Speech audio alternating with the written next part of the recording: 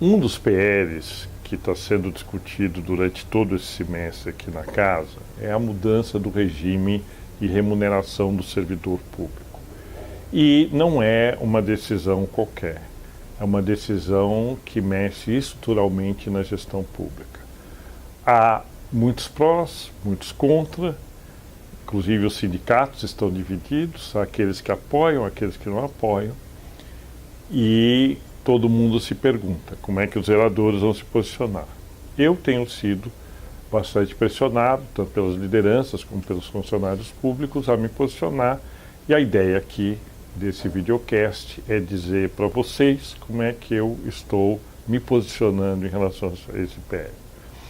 A ideia básica do PL é uma mudança do regime atual para um regime chamado de subsídio. Subsídio é um tipo de remuneração prevista na Constituição e já utilizada pela administração pública federal. A vantagem do subsídio é a unificação do regime de remuneração dos servidores.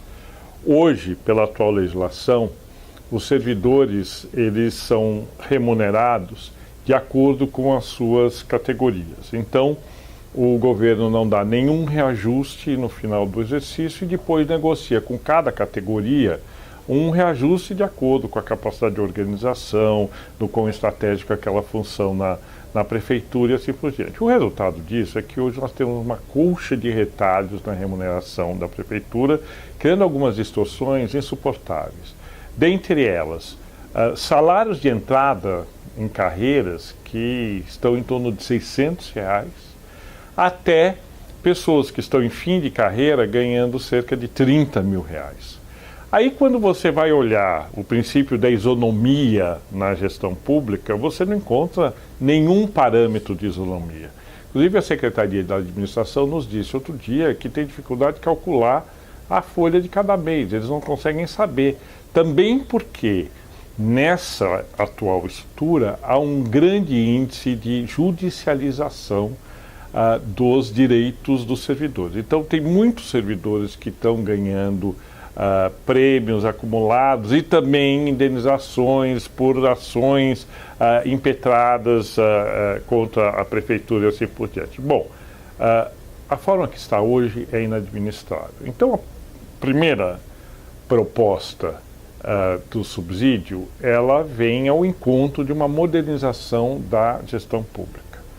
Esse é o objetivo mais estratégico. Bom, mas tem problemas. Quais são os problemas? Que o subsídio, ele elimina o quinquênio, que é um aumento que o servidor tem depois de 5 anos, e a sexta parte, que é um aumento que ele tem depois do 20º ano de carreira. O grande problema do quinquênio e da sexta parte, além dos salários de gratificação, é que o tempo de carreira passa a ser mais importante do que o mérito no desempenho dessa carreira. Então, muitos funcionários públicos entram e ficam muito motivados durante os primeiros 5 anos e depois ficam esperando o tempo passar, ou porque não conseguem cargos em comissão, não conseguem gratificação, e o que acaba acontecendo é um desestímulo precoce da carreira do funcionário público.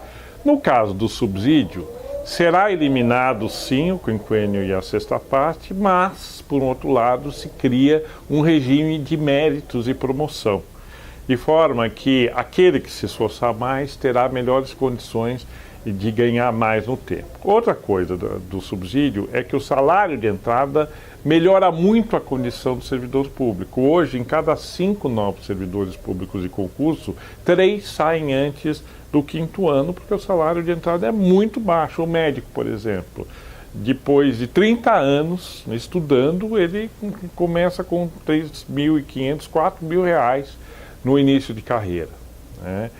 Quando as OAS, por exemplo, pagam no mínimo R$10.000 para o médico. Então, o subsídio, ele uniformiza a carreira, ele moderniza a carreira, ele cria os mecanismos de mérito, melhora a isonomia, melhora o salário de entrada. Por um outro lado, não define um índice de reajuste.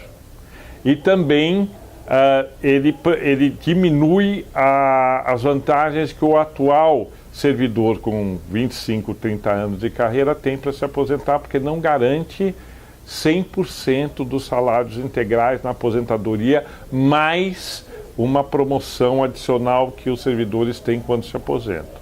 Então, calcula-se, né, pelas negociações já feitas, que o salário de aposentadoria pelo regime de subsídio seria 80% aproximadamente do salário atual de aposentados. Mas a opção pelo subsídio é do servidor. Portanto, aqueles que estão mais próximos da aposentadoria podem não fazer a opção e se aposentarem nas condições que eles estão agora.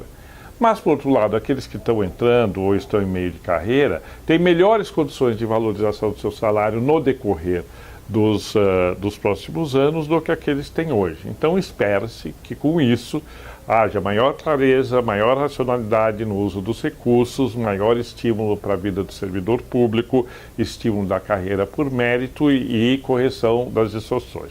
O único ponto, e eu acho que os servidores têm razão nisso, é que precisa se dar garantias de correção do subsídio no futuro. Porque amanhã, na lei atual, na 312, está previsto a base de correção para 2015 e 2016, que é o final do mandato do atual prefeito.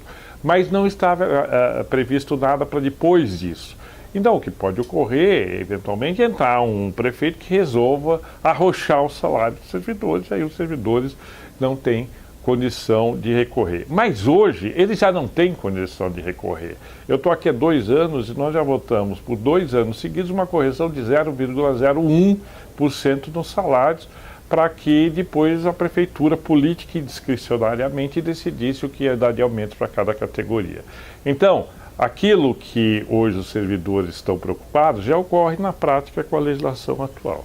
Então, a minha tendência é aprovar o PL 312 e o PLO, né, que é a alteração da lei orgânica para que o subsídio faça parte da lei orgânica do município, e estou ouvindo ainda as categorias, mas a minha tendência é aprovar o projeto e fazê-lo passar antes do final do ano, porque a nossa preocupação é que, a persistir a situação e o desgaste que os servidores têm estado nessa discussão, nós podemos acabar com uma greve dos servidores, nós podemos acabar com uma situação muito ruim. E os servidores precisam ser respeitados. A grande maioria deles, pelo que nós temos conversado com as lideranças, é a favor do subsídio, mas também tem sensibilidade em relação à perda de alguns dos direitos adquiridos que existem hoje no atual regime.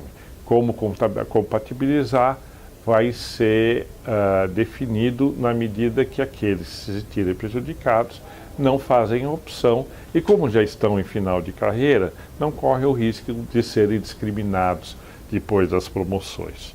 Então, esse é o nosso ponto de vista e nós gostaríamos de ouvir vocês sobre esse ponto de vista. Se vocês têm contribuições a dar, como muitos já têm dado, por favor, nos enviem e, muito provavelmente, antes da votação do PL 311, 312 e do PLO, nós voltaremos aqui para, daí sim, colocar nossa posição de forma irrevogável.